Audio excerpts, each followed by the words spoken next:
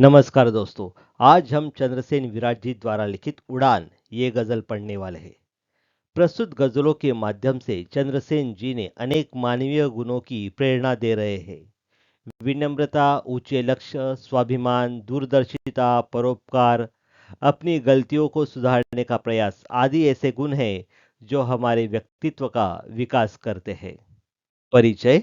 चंद्रसेन विराट जी का जन्म 3 दिसंबर 1936 इंदौर, मध्य प्रदेश में हुआ। हिंदी गजल के इतिहास में चंद्रसेन विराट जी का नाम शीर्षस्थ गजलकारों में है। आपने नवगीतों और गजलों से मिली-जुली मुक्तिकाओं में आम आदमी के जीवन को गहराई से देखा है। शीर्षस्थ एक संस्कृत का मूल शब्द है जिसका सरल और सीधा अर्थ होता है सबसे उपस्थित या शिखर पर रहने वाला। नवगीत इस शब्द का अर्थ है नया गीत। यह 1950-60 के दशक के आसपास हिंदी कविता में एक आंदोलन के रूप में उभरा। यह पारंपरिक गीतों से इस अर्थ में अलग है कि इसमें केवल कोमल भावनाएं नहीं, बल्कि आधुनिक जीवन का संघर्ष और यथार्थ भी झलकता है।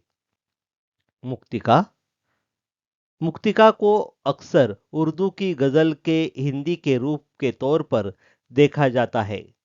यह एक लघु काव्य विधा है जिसमें कुछ पंक्तियों में अपनी पूरी बात कह दी जाती है। प्रमुख कृतियां मेहंदी रची हथेली, स्वर के सोपान, मिट्टी मेरे देश की, धार के विपरीत आदि ये गीत संग्रह है।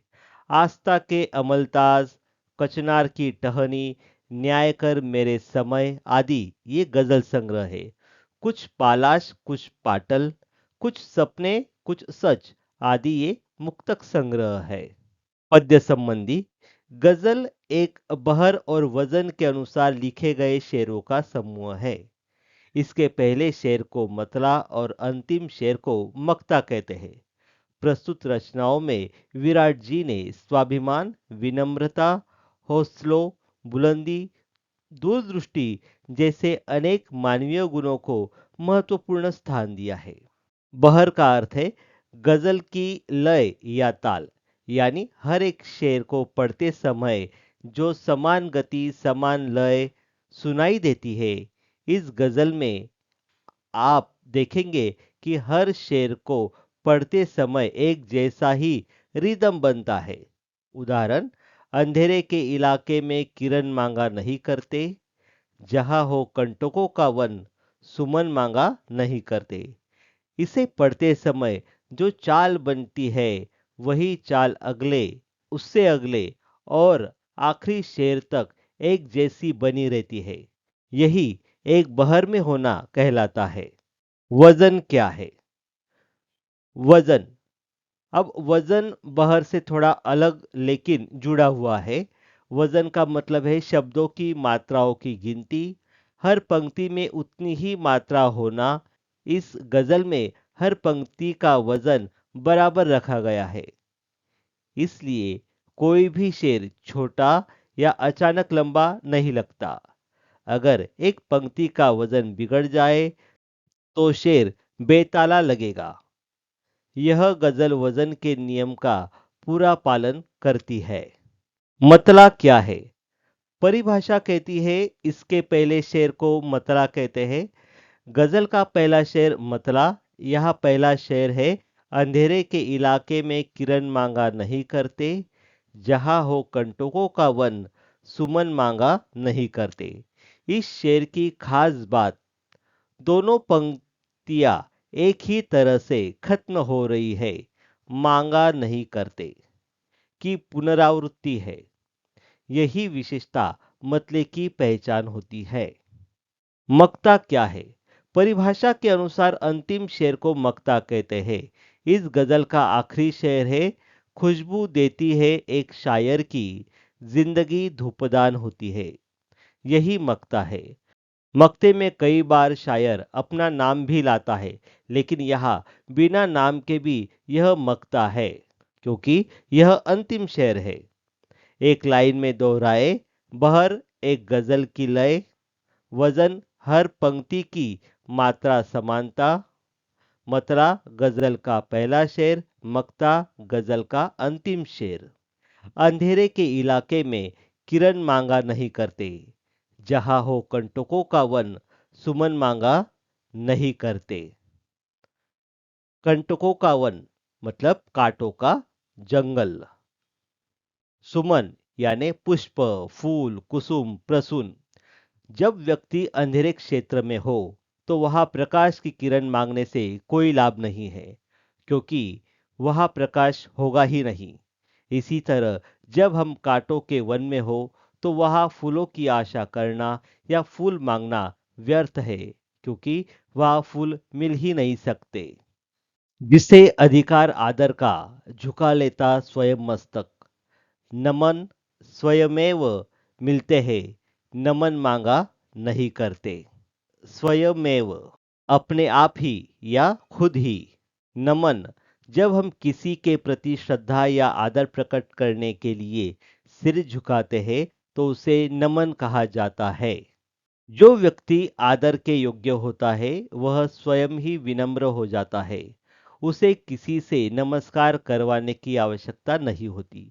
ऐसे व्यक्ति को लोग स्वयं झुककर नमस्कार करते हैं, उसका सम्मान करते हैं। औरों में शक्ति हो तो नाप लो उपलब्ध नबसारा, उड़ानों के लिए पंछी गगन मांगा नहीं करते। नाप मतलब मापन करना। पक्षियों की उपमा देते हुए कवि कहते हैं कि जिसके पंखों में शक्ति हो, अर्थात कुछ करने कुछ पाने की लालसा हो, उसके लिए काम करने की कोई सीमा नहीं होती। पक्षी विस्तृत आकाश में स्वयं ऊंची उड़ान भरता है, वह किसी से पूछकर नहीं उड़ता। जिसे मन प्राण से चाहा, निमंत्रण के बिना उसके सपन तो खुद ब खुद आते हैं, नयन मांगा नहीं करते। नयन मतलब आँख। जिसे हम बहुत अधिक चाहते हैं, बहुत प्यार करते हैं, हमें उसके सपनों को निमंत्रण देने की आवश्यकता नहीं होती। उसके सपने स्वयं हमारी आंखों में स्थान पा लेते हैं। उसकी याद हमारे दिल में रहती है। जिन्होंने कर लिया स्वीकार पश्चाताप में जलना, सुलगते आप बाहर से अगन मांगा नहीं करते। जो लोग अपनी गलती जानकर उसे सुधारने के लिए पछतावा करते हैं, उन्हें बाहर किसी व्यक्ति द्वारा चेताने की जरूरत नहीं होती। सुलगते।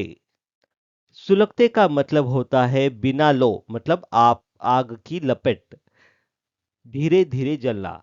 साहित्य और शायरी में इसका प्रयोग मन की छुपी हुई तीव्र भावनाओं के लिए किया जाता है। दबी हुई इच्छा या क्रोध, जब कोई भावना बाहर नहीं निकल पाती पर अंदर ही अंदर बेचैन करती है। जिसकी ऊंची उड़ान होती है उसको भारी थकान होती है। यहाँ पे कवि कहना चाहते हैं, जिस व्यक्ति की जितनी अधिक ऊंची उड़ान हो, जितना अधिक वह काम करे, उसे उतनी अधिक थकान होती है। बोलता कम जो देखता ज्यादा, आंखें उसकी जुबा होती है। जुबान का साधारण अर्थ है जीभ। जो व्यक्ति कम बोलता है और देखता परखता अधिक है, उसकी आंख जुबान का काम करती है, अर्थात उसकी आंखों में उसका अनुभव दिखाई पड़ता है। बस हथेली ही हमारी हमको धूप में साइबान होती है। साइबान मूल रूप से फारसी का शब्द है, जो कड़ी धूप या बारिश से बचने के लिए बनाए गए छायादार स्थान या छत को संदर्भित करता है। इसका सीधा अर्थ है छत्र या शरण स्थल।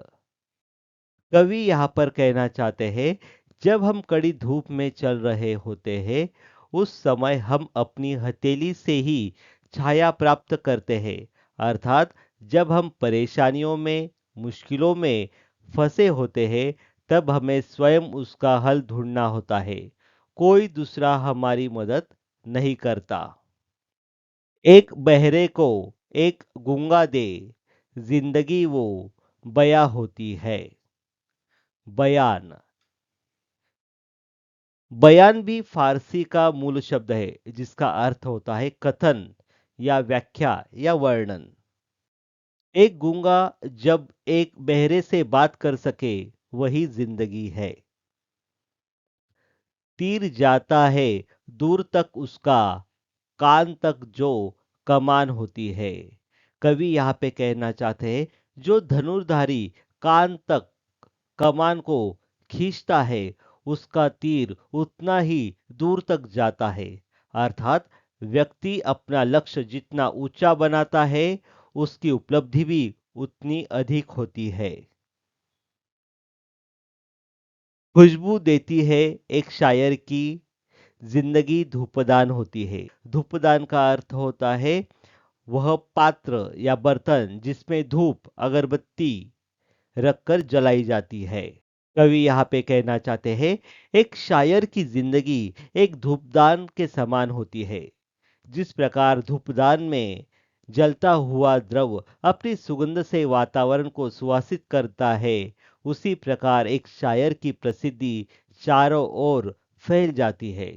तो दोस्तों, अगर आपको यह वीडियो पसंद आया हो तो वीडियो को लाइक करके हमें सूचित करें और प्रोत्साहन दें। आपके कोई सुझाव हो तो आप कमेंट करके हमें बता सकते हैं। धन्यवाद।